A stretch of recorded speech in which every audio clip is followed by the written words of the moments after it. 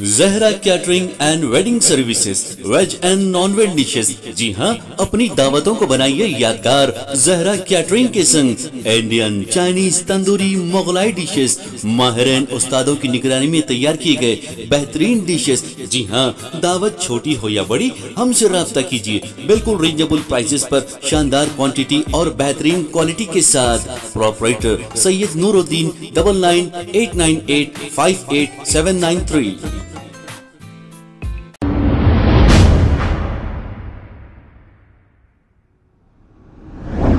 अस्सलाम वालेकुम नाजरीन, मैं हूं मोहम्मद अब्दुल हकीम। 7H न्यूज में आपका इस्तकबाल है। नाजरीन, DGP Mahendra Reddy, Hyderabad city police commissioner CV आनंद साहब, DCP south zone, DCP west zone और दूसरे भी जोन्स के ओहदेदारान, जिसने गणेश विसर्जन के मौके पर जिस तरीके से इन्होंने इंतज़ाम किया है, काबिल मुबारकबाद है।